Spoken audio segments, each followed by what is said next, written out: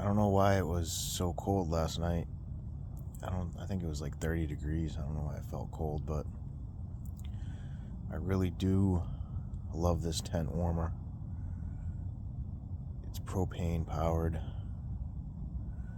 and the ventilation's really good in the tent.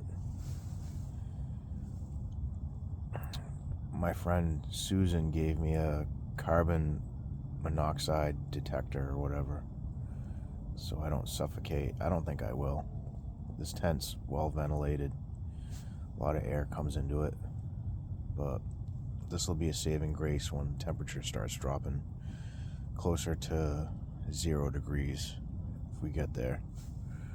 But yeah, I only use it if I need it. I'm using it right now just because, I had trouble sleeping last night, and it's just nice to have. But I don't want to waste the propane. But yeah, you can see the tent breeze. Tent breeze in the morning. The wind comes through. It is kind of peaceful.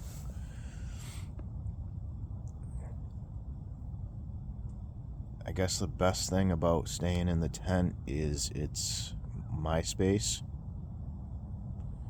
A little throwback. Pre-Facebook. But I've noticed some of the friends I've made that were homeless are now staying in the shelter because the cold's been a lot for them. The shelter has an overflow that you can go at 8 p.m.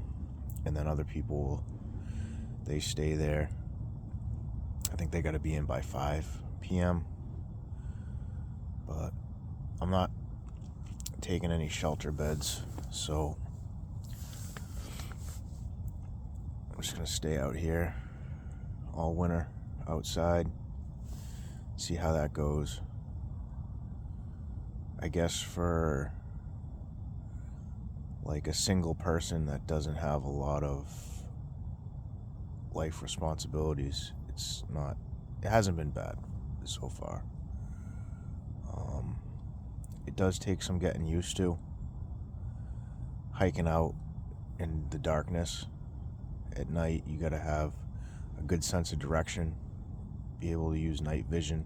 People keep telling me like use your flashlight and you need flash. No, you don't need. I don't need that.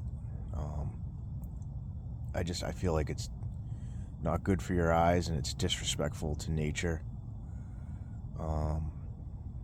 There's almost like a melding that happens when you spend enough time out here and you start to feel like you're part of the landscape. That's how I feel anyways. If you allow your mind to adapt to it. I always see like old encampments, people just leave messes. Like, I don't know, maybe it's just me. I have a deep respect for nature. It's way more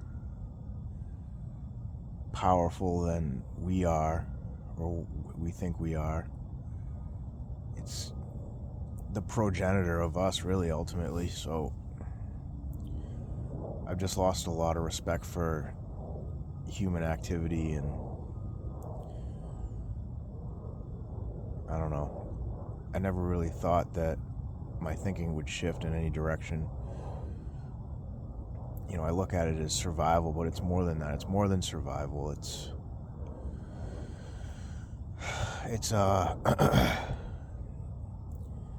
trying to think of the word for it. It's almost like an entangling, it's like a symbiosis. Like if you connect with something and you work harmoniously with it, then it will benefit you. If you throw like the whole system out of harmony, then like there's going to be problems and you're going to struggle. So I seem to have found kind of harmony within this lifestyle because I don't want to suffer and I don't want to suffer. And I think like maybe my past of like reading and learning and things play a role in that. I seem to fall in line and build like a harmonious connection a lot of times in different experiences and places in my life, people. But I feel like this has been like staying outside, living out in the woods has been the best form of connection, because as long as I'm considerate of nature and respectful of my position here, then I'm treated with calm,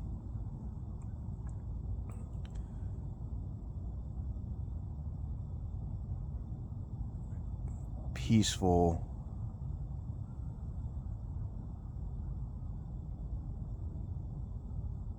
I'm trying to explain how can I say it?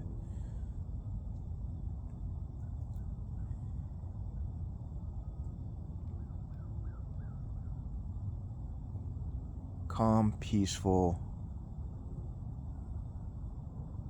and like envelopment, I don't know. It's just really, it's soothing. It has a soothing effect. Like I think to myself sometimes, like, what if like I die? But then I'm fine with that. Like I guess I kind of felt the same way about the ocean. Like we would talk sometimes, like me and the skippers and the other deckhands and things, about drowning. Like that was always the possibility. You're surrounded by water, and I used to think in my mind about like going overboard, getting dragged under, and like breathing my last breath. But I was always fine with it. It's like, you know, off you go, you become one with the ocean, it's all over. Like what happens after that, I don't know. But if the ocean wanted to swallow me up, like I'm cool with it. Love the ocean, whatever. I become fish food, or bottom of the ocean worm food. But out here it's kind of like a similar feeling of like, yeah, I'm just one with the forest. It's all over. I die, freeze to death, whatever happens. A pack of coyotes eats me up. I don't know, maybe a vicious woods ghost tears me to shreds. Like that's not realistic, but I guess the end result would be death. And it doesn't bother me so much, but like when I'm out there in society running around trying to fit in and make money and have things and compete with the rest of the world, and like shit makes me sick. Now just like the idea and the thought of it makes me sick. And then to fucking die and think that all this shit was undone and I could have done better, and like, yeah. So excuse my French, but fuck that. Just the thought of it fucking bothers me. Sitting here early in the morning out in the woods feels good. And the thing that sucks about it all is like, if I had enough resources, I would just stay out in the woods all the time. Fuck everybody. Like obviously maybe have a few people that I could visit, and spend time with, and obviously like their social needs. Fucking human pack animal dilemma, but I just live out here and live peacefully and build shit and make it cool and grow vegetables and befriend animals, and things of that nature. That really seems cool, but we're bound to society. So I guess in this modern day human social symbiosis, because that's what it is, the whole homeless 366 is an unraveling of what happens when people don't fit properly into that whole social fabric.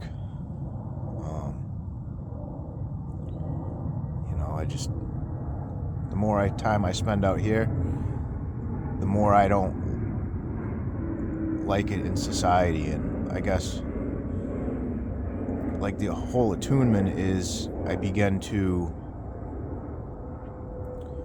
search out for things that bring peace in society, help me develop more on the side of contentment and, fill my needs out there so that I can live peaceably out here without any issues. And I guess my situation is different. I'm not a substance user. I don't have addiction issues. I put a lot of thought and consideration into the things I do, and I have a lot of respect for nature, but I also society, also our modern day society of, where we've come and how we've advanced. So, are there always shortcomings? Yeah, and like that's what we're looking at here.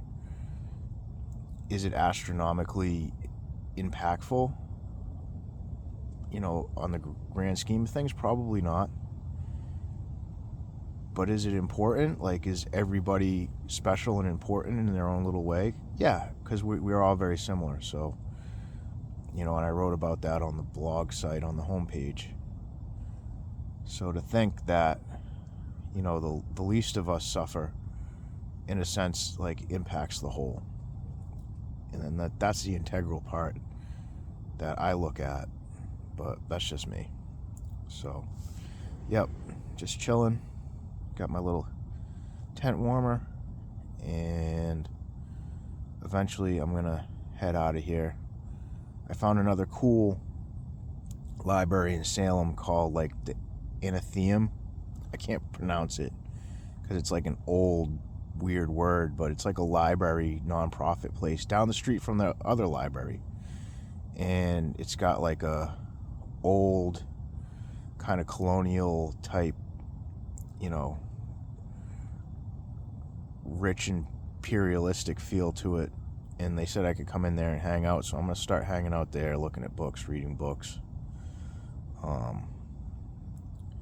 And that's what I like about like reading and libraries and stuff is, nowadays with this like fast information highway that's like always just drilling like these little snippets into our brain, like there's no substance to it. If you read a book, if you read long stories, or if you read about different topics that go in depth and explain things, like that lays the human mind bare. You get to see it, the process, the emotions, the thoughts, and like that's getting lost this day and age. Like I believe that's a big problem. People don't think like we used to think about things, and because people are always chasing after the next thing, and like these insubstantial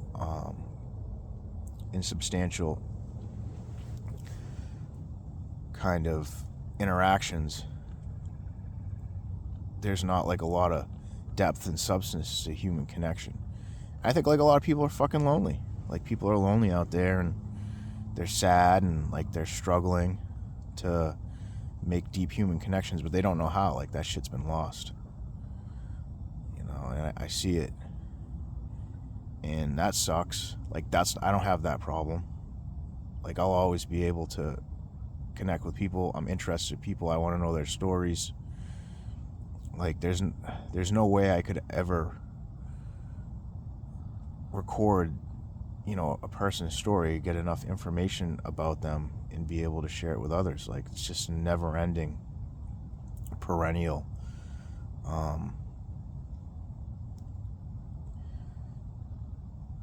story. Like, I would say story, but yeah. So I don't know. Pharmaceutical companies making a killing, so I guess it doesn't matter. If you can't deal with the emotions and develop ways to bring more purpose and substance into your life, value and such, then you might as well just block it out with inhibitors, neurotransmitter inhibitors. And I guess that works for a lot of people, but I don't know. So yeah, get my day started and see where it leads.